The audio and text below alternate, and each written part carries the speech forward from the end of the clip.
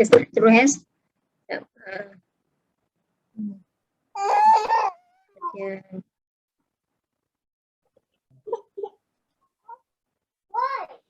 Okey, Waida, tujuan malam ni Waida nak terangkan sedikit tentang MRTT.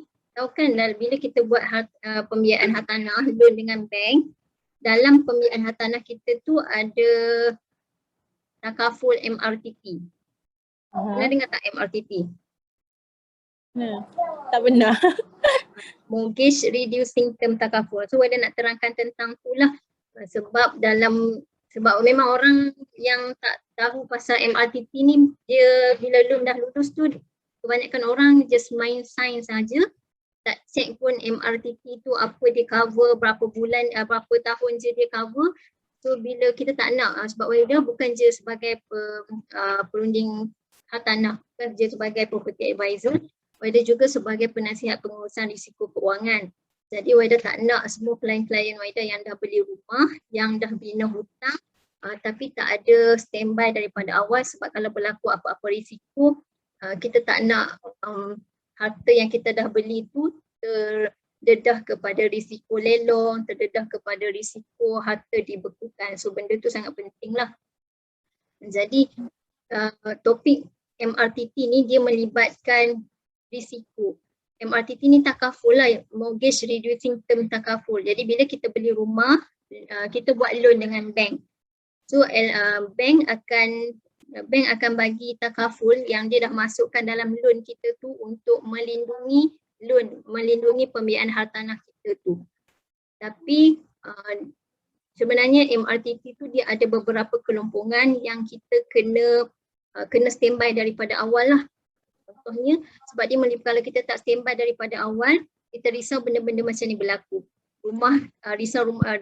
Risiko rumah kena lelong bila berlakunya sakit kritikal. Sebab apa bila sakit kritikal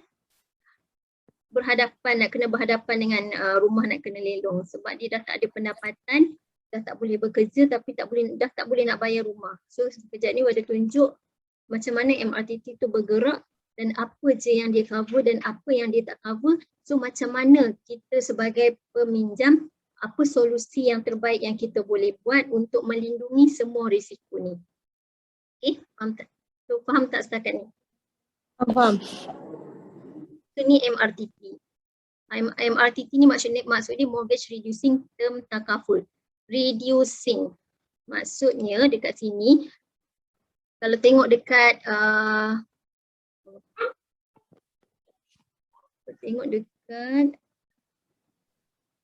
dekat keluk ni, ni keluk MRTT, mortgage reducing term takaful. So contohlah kita beli rumah harga 500,000, macam Firdaus dengan Aniza beli rumah, loan tu dalam 190 lebih kan, kita kata 200,000 lah. So beli rumah loan 200,000 dalam tempoh 35 tahun.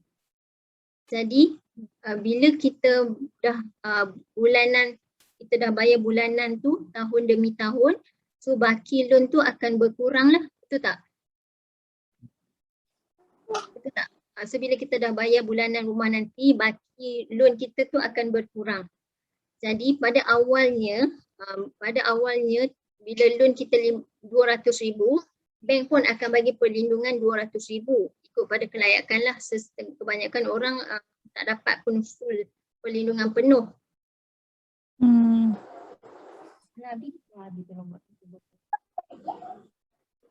Sekejap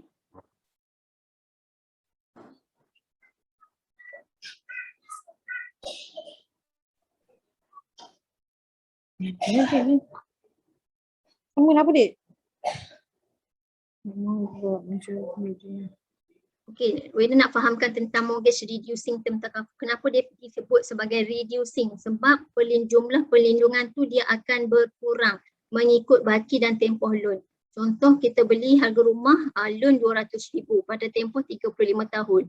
So takaful kita pun kalau kelayakan kita okey, bank akan bagi juga penuh perlindungan 200,000 pada awalnya.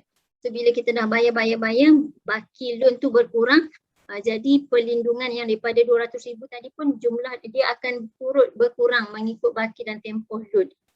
So dia akan turut berkurang mengikut baki tempoh loan. So bila kita dah habis bayar, MRTP tu burn macam tu saja. Sedangkan duit yang kita dah bayar sekaligus, duit dalam MRTT tu kita dah masukkan dalam loan. Bank dah masukkan sekaligus pembayaran MRTP tu ke dalam loan.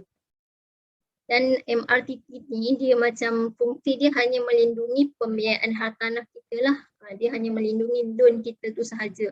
Jadi kalau kita nak beli rumah baru, contohnya sekarang ni kita beli rumah A. So MRTP dia hanya melindungi pembiayaan yang hartanah A ni sahaja. So kalau kita nak beli rumah baru nanti, kita kena beli MRTP yang baru, takaful yang baru. Dia tak boleh dipindah milik. So hari ni Wardah nak tekankan dekat perlindungan ni. Perlindungan ni yang ramai orang tak sedar, dia MRTP ni selalunya orang rasa macam dia dah beli rumah, dah ada takaful. So kalau berlakunya kematian, berlakunya cacat kekal ke sakit kritikal, dia rasa dah selamat, MRTP takaful dah ada dalam pembiayaan hartanah dia. Dan dia tak check pun apa sebenarnya MRTP cover. So sebenarnya MRTP ni hanya cover kematian dan hilang upaya kekal. Kematian dan hilang upaya kekal ni maksudnya cacat kekal lah. Jadi kalaulah klien tu meninggal, loan tu akan settle. Kalau peminjam tu berlakunya cacat kekal, loan pun MRTP akan cover. Tu kalau MRTP penuh lah, kalau dia dapat. Contoh kalau macam 2 orang, salah seorang dah tak ada. Jadi saya terangkan keadaan Aniza dengan Firdaus loan tu. Okay, so bila kita kalau contohlah yang seorang punya ataupun 2 orang, dia kalau di cover seseorang tu dengan full coverage. So kalau dia meninggal, MRTP akan cover. Kalau dia cacat kekal, MRTP akan cover. Tapi kita tak boleh terus harapkan dia MRTP. Sebab tempoh tuntutan MRTP ambil masa yang sangat lama, 6 ke 9 bulan. Jadi bila si peminjam ni meninggal, contohlah nama satu je, suami je beli. So suami punya loan dia nama seorang je dan MRTP cover penuh. Isteri, tapi suami tak boleh nak mengharapkan MRTP ni sahaja sebab bila dia meninggal, walaupun MRTP tu cover kematian dan cacat kekal, bila dia meninggal, waris kena teruskan bayar balik rumah tu sementara nak tunggu tempoh tuntutan MRTP tu selesai. Faham tak?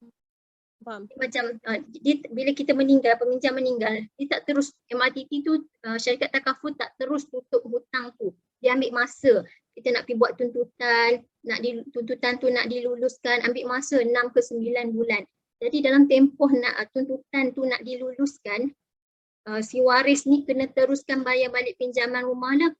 Jadi kalaulah waris tu tak mampu nak bayar balik pinjaman rumah, nanti bila dah MRTP dah selesai bahagian dia dah settle dah bahagian dia tu, tuntutan dah selesai, dia akan mengakibatkan ada baki loan yang tak settle.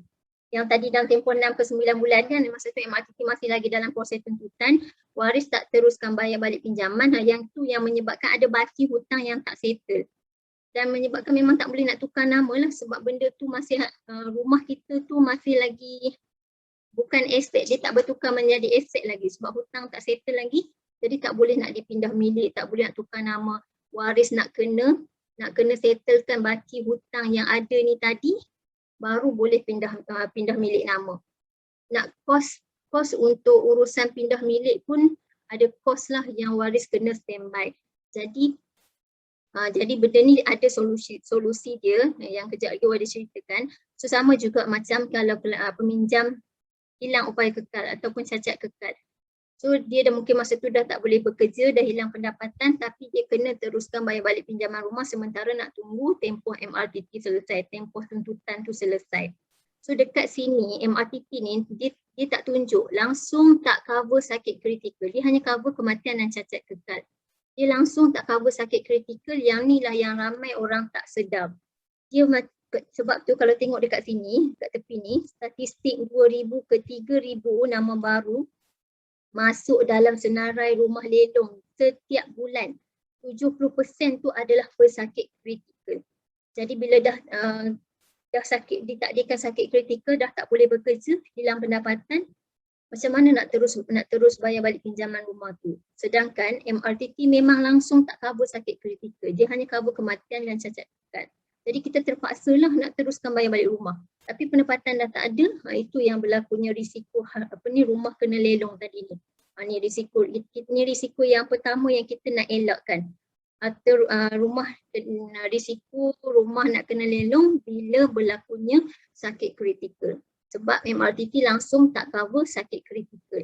Risiko yang kedua tadi kita nak elakkan daripada harta kita dibekukan bila kita meninggal ataupun si peminjam meninggal, waris tak mampu nak meneruskan bayar balik pinjaman sementara nak tunggu tempoh tuntutan MRTT selesai. So dia akan mengakibatkan ada baki hutang lah yang tak settle dan tak boleh nak tukar nama. Jadi waris pun tak ada modal nak menguruskan kos pertukaran nama, tak ada modal nak settlekan hutang. Itulah yang menyebabkan salah satu antara 5 sebab kenapa harta umat Islam dibekukan. Sekarang ni dah 70 bilion harta umat Islam dibekukan sebab waris tak ada modal untuk urus harta pusaka tu. So kita ada solusi lah yang kalau kita faham daripada awal, kita boleh ambil standby daripada awal. So ni keadaan loan Aniza dan juga Firdaus. Contoh harga rumah yang ni dia bagi 400,000. So contohnya harga rumah yang Aniza dengan Firdaus tu dalam 190 lebih. Kita kata 200,000 lah. So loan suami dia akan bahagi 2 tau. Loan suami 100,000, loan isteri bahagian isteri pun 100,000. So Weda dah call banker, Weda dah dah confirmkan MRTT untuk Aniza dan Firdaus, dia cover separuh-separuh macam kes ni lah. Yang ni dia beli rumah 400,000, MRTT cover suami 200,000, cover isteri 200,000. Tapi macam kes Aniza dengan Firdaus, rumah 200,000, MRTT cover suami 100,000, dia cover isteri 100,000, separuh-separuh. Ada juga kes, memang ada banyak kes yang dia hanya cover si isteri saja, si suami tak cover. Yang tu jadi Weda tak terangkan yang tu sebab Weda nak terangkan keadaan Aniza dan Firdaus. So dia dah cover separuh-separuh. Jadi apa berlaku sekiranya si suami meninggal? Si suami meninggal, isteri still kena bayar keseluruhan 100% bulanan rumah tu sementara nak tunggu tuntutan MRTT bahagian si suami ni selesai. Faham tak? Faham. Macam tu juga si suami. Kalau si isteri meninggal, suami masih kena teruskan bayar balik pinjaman rumah tu. Kalau 700 sebulan, 700 lah kita kena bayar. Sementara nak tunggu bahagian si isteri selesai. So dalam tempoh 6 ke 9 bulan. Jadi kalau sekarang ni si isteri dengan suami dua-dua ada sumber pendapatan yang boleh saling boleh bantu-membantu bayar rumah, nak kos sara hidup anak-anak, kos perbelanjaan harian. Jadi bila dah patah satu sayap, jadi nak menanggung keseluruhan komitmen tu terlalu berat lah. Dia akan menjadi sangat beban kepada pasangan kita. Jadi apa yang kita boleh buat, apa yang solusi yang terbaik yang kita boleh buat, kita boleh hibahkan dana, kita buat simpanan hibah takaful yang kita boleh hadiahkan tunai ratusan ribu kepada waris, kepada pasangan kita. So Fiza buat simpanan hibah kepada suami. Buat simpanan takaful hibah tu, letak nama suami sebagai penerima. Buat cross hibah. Suami buat simpanan takaful hibah, letakkan nama isteri sebagai penama. Jadi bila si suami meninggal, sebab tempoh tuntutan untuk hibah takaful dalam tempoh 14 ke 30 hari sahaja. Dia tak macam MRTT yang tempoh tuntutan itu sangat lama, 6 ke 9 bulan. Jadi bila kita ada simpanan dalam takaful hibah, so sangat untung sebenarnya. Kalau Fiza tengok dekat sini, contoh plan iGrade generasi yang Wida memang sarankan dekat semua klien. Sebab plan ni dia dapat award tahun lepas, penyelesaian takaful terbaik.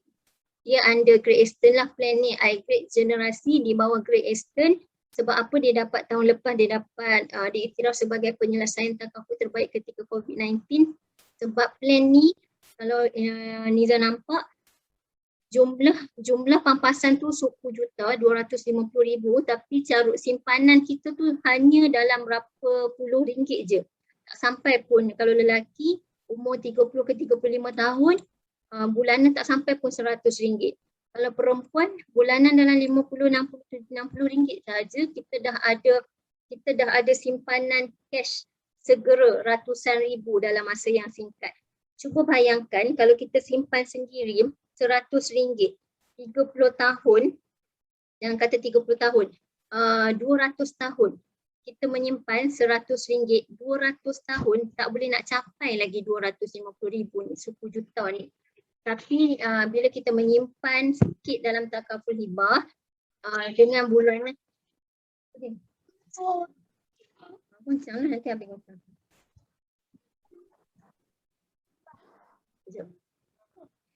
Tetapi bila kita simpan sikit dalam takaful hibah, dia dalam pasangan akan dapat pampasan ratusan ribu dalam masa segera. Kita panggil dia aset segera. Sekejap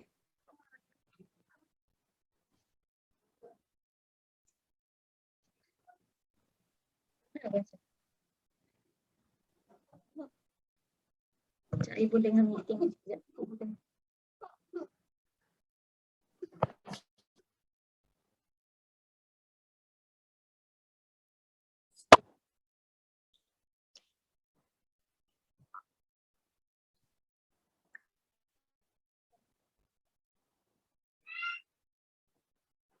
So takaful hibah ni sebenarnya dia jadi alternatif yang paling terbaik lah yang kita boleh ambil untuk kita menampung kelumpuhan yang ada dalam MRTT tadi. Sebenarnya kalau kita tak beli rumah pun, takaful hibah ni sebenarnya dia memang keperluan untuk kita sebab mungkin kita ada banyak hutang, bukan je hutang rumah, hutang kereta, personal loan. So bila kita meninggal, waris kita mampu tak nak bantu kita settlekan hutang. Takaful hibah ni tujuan dia adalah dua. Satu, nak lupuskan hutang sebagai pelupusan hutang. Kedua, penggantian pendapatan. Jadi bila kita meninggal, kita ada tinggalkan tunai ratusan ribu kepada waris ataupun pasangan. Waris tu maksudnya siapalah penama hibah yang kita letakkan. Kalau suami letak atas nama isteri, dia meninggal, isteri lah yang akan dapat tunai 250,000 ni. Plan ni minimum je 250,000. Maksimum kita boleh ambil berapa ratus ribu ikut keperluan lah, berapa baki hutang yang kita ada. Kalau hutang kita ada total 500,000, sebaiknya ambillah 500,000 dan ke atas. Barulah kita meninggal, kita dapat make sure yang semua hutang, baki-baki hutang kita tu dapat dilupuskan. Kalau tak, kita akan mewariskan hutang lah kepada pasangan, kepada waris, dan dia akan menjadi beban lah kepada waris. Jadi dengan simpanan kita simpan dalam RM60, RM70, tak sampai RM100 pun kita dah ada segera ratusan ribu. Jadi kalau apa-apa berlaku, kematian ataupun cacat kekal, pasangan ataupun waris boleh dapat segera ratusan ribu tu. Kita panggil aset segera lah sebab dia akan dapat dalam masa segera walaupun baru menyimpan 2-3 bulan, baru menyimpan setahun 2 tahun yang tak sampai pun jumlah tu simpanan dia 1,000 sebenarnya, tapi bila kita meninggal, waris terus dah dapat 10 juta.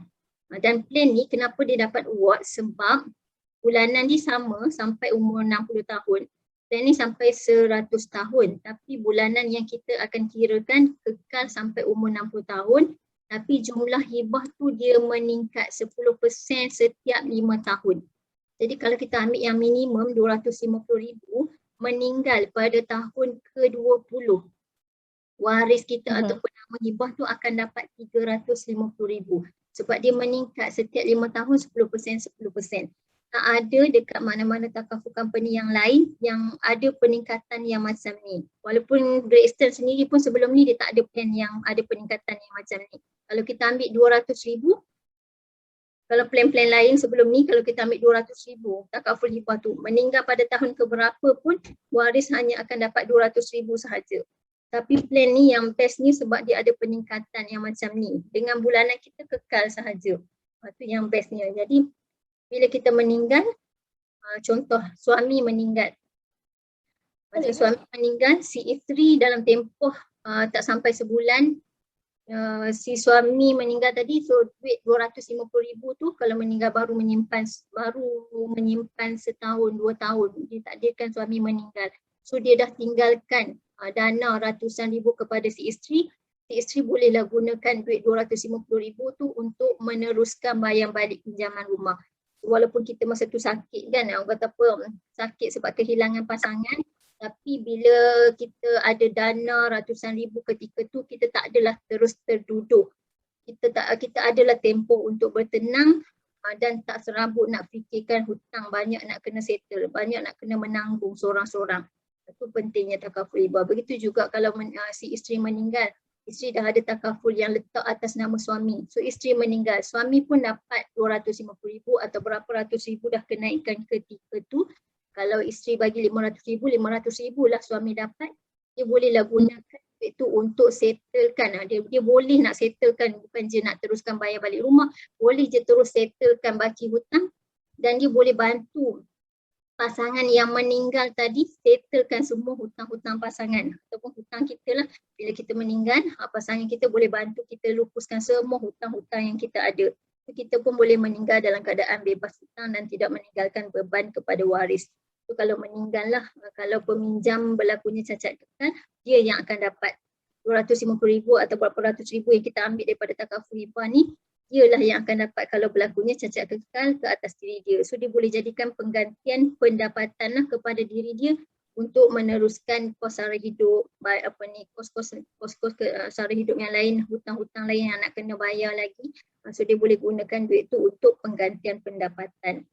Macam tu juga takaful hibah kita boleh tambah satu lagi, tabung sakit kritikal. Yang dekat mana dalam MRTT ni dia langsung tak lindungi sakit kritikal, dia hanya lindung kematian dan cacat kekal sampai menyebabkan 70% daripada statistik rumah kena lelong setiap bulan tu adalah pesakit kritikal. Jadi kita boleh standby setiap tambah tabung sakit kritikal dalam kita punya takaful hibah supaya bila ditakdirkan, kalau ditakdirkan kita sakit kritikal tahap 3-4 dah tak boleh bekerja, kita dapatlah pampasan 100,000 minimum.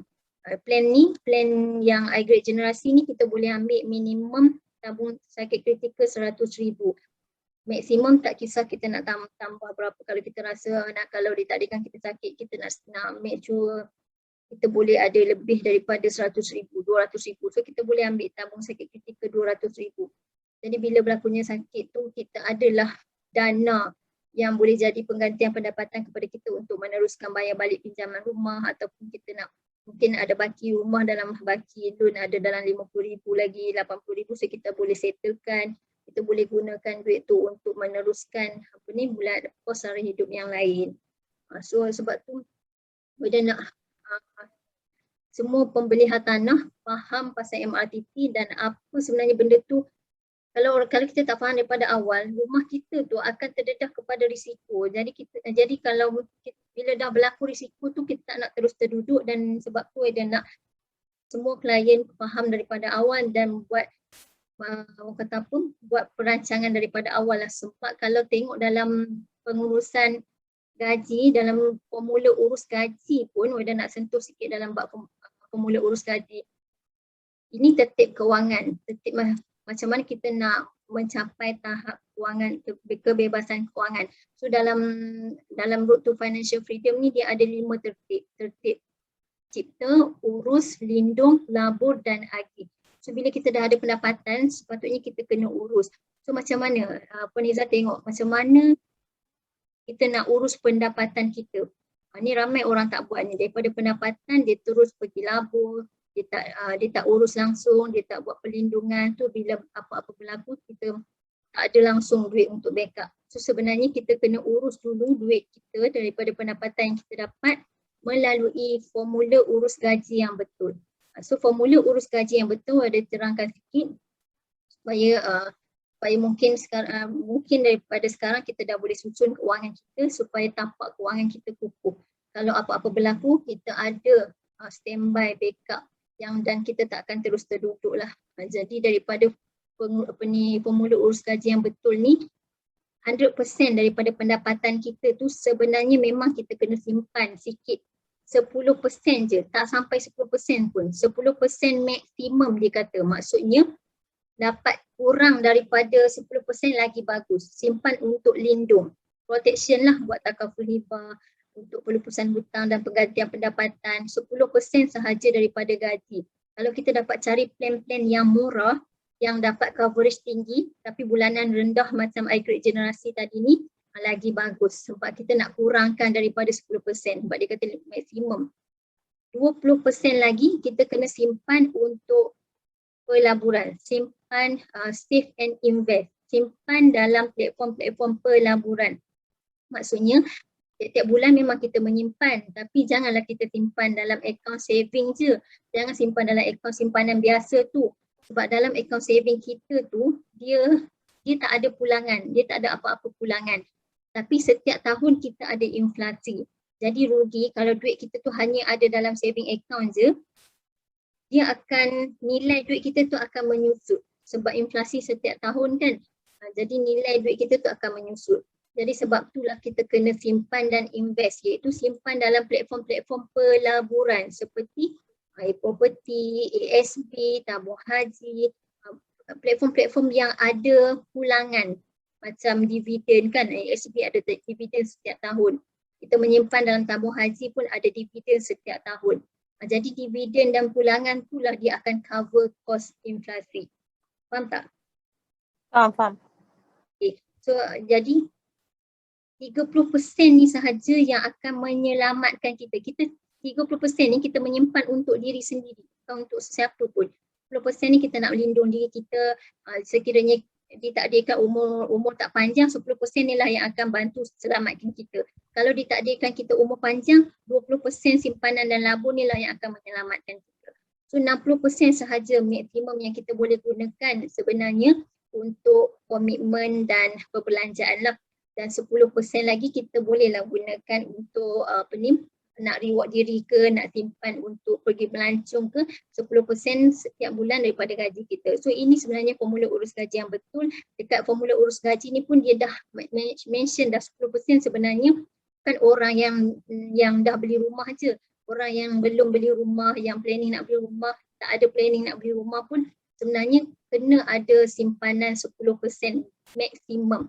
Maksudnya dapat simpan sikit pun, kalau kita gaji 2,000 dapat simpan RM100 untuk perlindungan tu lagi bagus sebab 10% ni yang kita nampak macam kecil tapi dia penyumbangan dia sangat besar kepada tapak kewangan kita. Ni tapak ni personal financial hierarchy, piramid kewangan. Ni bukan MLM, ni piramid kewangan kita. So kita nak tengok, kita nak kukuhkan tapak kewangan kita. Dekat bawah ni tapak ni adalah sumbangannya daripada 10% yang kita simpan dan lindung. 10% yang kita simpan dan lindung ni dia akan bantu kita untuk debt cancellation. Sekiranya berlaku kematian, 10% yang kita simpan tu tadilah dia akan bantu, waris boleh gunakan untuk bantu kita lupuskan hutang. Daripada takaful hibah tadi, pampasan tu waris boleh gunakan untuk bantu kita lupuskan hutang. Dan jika berlaku sakit kritikal ataupun cacat kekal, 10% simpanan kita tadi inilah yang akan menyelamatkan kita dan kita dapat pampasan daripada takaful tu untuk menjadi penggantian pendapatan. Dan masa tu dah tak boleh bekerja. So duit daripada pampasan takaful hibah lah yang akan menyelamatkan kita untuk meneruskan kos sara hidup. So yang ketiga ni medical card ni tak penting sangat. Tapi ramai orang yang ambil takaful dia utamakan medical card. Tapi medical card ni tak penting. Dia dah jatuh nombor 3. Kalau kita mampu, kita boleh ambil. Sebab kos rawatan pun sangat mahal. Kalau dah start sakit, kos memang mahal. Tapi kita ada pilihan government hospital kan. Jadi kalau rasa tak mampu, medical card ni tak perlu ambil pun tak apa. Yang penting kita ada simpanan takaful hibah untuk bantu kita lupuskan hutang dan penggantian pendapatan. So 20% ni, 20% minimum yang kita simpan untuk labur minimum. Maksudnya kalau kita dapat menyimpan lebih daripada 20% part simpan dan labur ni lagi bagus lah. Jadi dia akan membantu kita. Ni dia dekat bumbung ni. Bumbung piramid ni bahagian investment sebab dia akan bantu kita untuk bersara. Kalau kita dapat kumpul simpan dan labur tu lebih daripada 20%, so banyaklah peti persaraan kita nanti kita nak bersara. Dan dia juga akan menyumbang kepada modal untuk dana pendidikan anak-anak. So kalau kita menyimpan lebih dekat sini, lebihlah tabung persaraan kita, lebihlah tabung pendidikan anak-anak kita.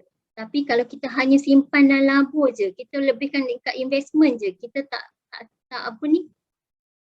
kukuhkan pun tapak kewangan kita. So bila apa-apa berlaku, bom ni akan memang terus dia, faham tak? Puan Izzah boleh faham, bayangkan.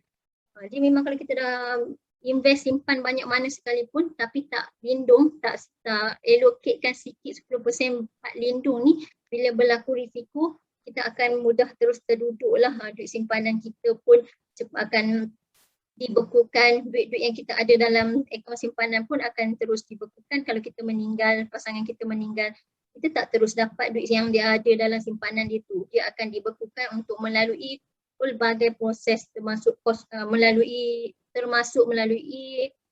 faraid, proses faraid. Jadi nak tunggu proses faraid selesai pun semua tu memang makan masa. Jadi pasangan nak teruskan hidup, nak bayar balik rumah, nak menanggung kos sara hidup, tak ada modal, tak ada simpanan, so akan membebankan waris. Jadi 10% ni saja yang akan menyelamatkan kita. Jadi sebenarnya dia dah ada dalam formula urus gaji. Jadi bila kita dah beli rumah, macam Nizah dah beli rumah, lagilah penting untuk standby takaful hibah tu supaya apa-apa berlaku dah standby ratusan ribu untuk pasangan kita gunakan, supaya rumah yang kita beli tu tak adalah kena beku, tak adalah bila sakit kritikal rumah nak kena lelong. Jadi kita ada kuasa pemegangan harta yang kuat. So insyaAllah harta yang kita beli pun dapat diwariskan kepada anak-anak. Faham tak? Faham. Tuan Izzah ada soalan setakat ni? Tak ada. Tuan Izzah rasa simpanan dalam takaful hibah tu, kalau kita menyimpan sendiri yang 200 tahun, memang Tuan Izzah boleh kira 100 ringgit sebulan, simpan 200 tahun. 200 tahun. Darab 12 bulan, darab 200 tahun. Baru dapat 240,000. Betul tak? 200 tahun menyimpan baru boleh dapat 240,000. Tapi mana ada tapi kita tak tahu risiko tu berlaku bila, dan manusia pun tak adalah sampai 200 tahun hidup. Kita pun orang kata average umur dalam 80 je. Jadi berapa je simpanan yang kita ada bila kita berlakunya risiko, berapa je simpanan yang kita ada yang boleh bantu kita ketika tu. Tapi bijaknya orang kalau dia merancang daripada awal, ikut formula urus gaji yang betul tu tadi, disimpankan sikit duit dalam takaful hibah. Menyimpan untuk diri sendiri dan keluarga sebenarnya. Jadi 2 bulan, 3 bulan menyimpan, tiba-tiba berlaku risiko, waris dah terus dapat aset segera ratusan ribu. Pentingnya kita ada takaful hibah ni lah untuk kita standby, untuk supaya kita tak meninggalkan anak-anak dalam keadaan meminta-minta, kita tak meninggalkan pasangan dalam keadaan membebankan. So ada sangat sarankan Aniza ambil tambah takaful hibah untuk cover, ambil takaful hibah letakkan atas nama suami ambil takaful hibah letakkan atas nama isteri. So kalau nanti Wada tolong kirakan berapa bulanan untuk Aniza dan berapa bulanan untuk Firdaus. Lepas tu Wada akan terangkan balik apa yang ada dalam tu, apa yang tak ada. So Aniza dengan suami boleh buat keputusan lah, sama ada nak buat simpanan dalam takaful hibah tu ke ataupun tak. Cuma Wada nak Aniza faham je keadaan MRTP, apa yang di cover, macam mana Aniza boleh bayangkan ke hadapan apa-apa berlaku risiko. Adakah Aniza dah ada planning untuk urus risiko tersebut? Sebab hibah takaful adalah satu alternatif yang paling terbaik yang kita ada setakat ni, sebab kita memang tak mampu nak menyimpan ratusan ribu dalam masa yang singkat. So takaful hibah sahaja yang boleh bantu kita lah setakat ni.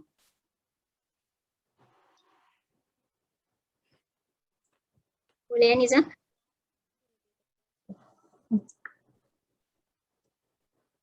Hello, dengar kan? Boleh teruskan. Okay, so Wada setakat tu saja. Nanti dalam WhatsApp Wada akan bagi link untuk Aniza isi maklumat supaya Wada dapat kirakan takaful hibah bulanan, takaful hibah yang untuk Aniza dan dengan suami. boleh pilih lah kalau nak check, nak tengok bulanan tu boleh pilih lah sama ada nak ambil, nak apa kata reserve berapa ratus ribu dekat pasangan tu, boleh pilih sama ada nak ambil 500 ribu ke 400 ribu ke terpulang. Cuma minimum planning boleh ambil 250 ribu. Maksimum tak kisah berapa. Lepas tu nanti boleh tengok balik berapa bulanan Kak Niza dan apa je yang dapat. Sebab bulanan untuk suami lelaki dia akan bulanan ni tak sama mengikut umur, jantina, dan juga kalau lelaki tu merokok pun bulanan dia agak mahal sikit. Tapi masih lagi sesuai lah. Sesuai sebab kalau kita nak menyimpan sendiri pun memang tak capai pun. Kata apa dengan yang sama dalam takaful hibah dengan simpan sendiri memang tak boleh nak. Memang jauh beza lah, sangat untung. Ni saya belum ada ke dah pernah buat?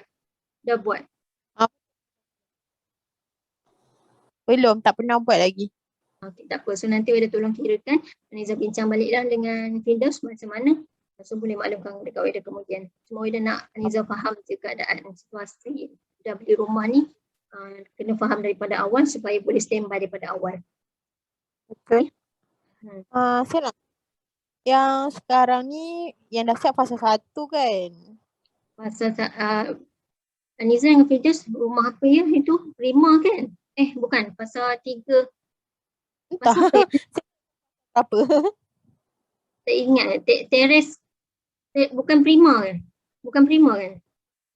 Tak pasti dia pula. Tapi hari tu suggest dekat tepi sekolah. Oh, Legenda. Bukan, Legenda Teluk Intan. Legenda Teluk Intan fasa 2. Okey, kita ingat. Legenda Teluk Intan fasa 2 yang ada cash rebate 30,000 tu. So harga dia dalam 20, harga lepas diskaun tu berapa boleh tak ingat. Cuma loan Aniza tu rasa lebih sikit, dapat lebih sikit. Nanti maksudnya Aniza akan dapat cashback balik dalam beberapa ribu. Sebab loan yang lulus, amount loan yang lulus tu dah lebih daripada harga lepas diskaun. Dah dia lulus yang 19 lebih lah, 19 lebih. Sekejap tengok. Itu fasa 2, fasa 2 tahun depan lah siap. Okey, lepas rebate 174 je. 174. Lulus 202. 202,418. 202,418 tolak 174. So nanti Aniza akan dapat baliklah cash rebate dalam 28,000. Okay. Macam kita orang fasa 2 lah tahun depan siap lah. Kan, ya. Fasa 1 semua tahun ni dah tak ada unit dah. Fasa 2 je. Itu pun dah nak dah masuk ke? Belum serah kunci lagi. Oh, okay. So dapatlah dalam dia sampai fasa berapa? 7 fasa untuk Teluk Intan. Oh, 7 banyak kak? Memang banyak lah sebab dia bandar baru. Dia new township kan, dia pembinaan bandar baru. So fasa 1 dah siap, fasa 2 pun tahun depan. Fasa 3 akan buka semedi dalam 200 lebih. So nanti barulah, lambat lagi lah fasa Teluk Intan tu, lambat lagi lah akan selesai. Tapi bila dah siap, diorang akan bagi masuk dulu lah macam tu Ya. Nanti contohnya fasa 1 dah siap tahun ni, dia orang dah dapat serah kunci, boleh terus masuk rumah lah, tak perlu nak tunggu fasa-fasa lain tu.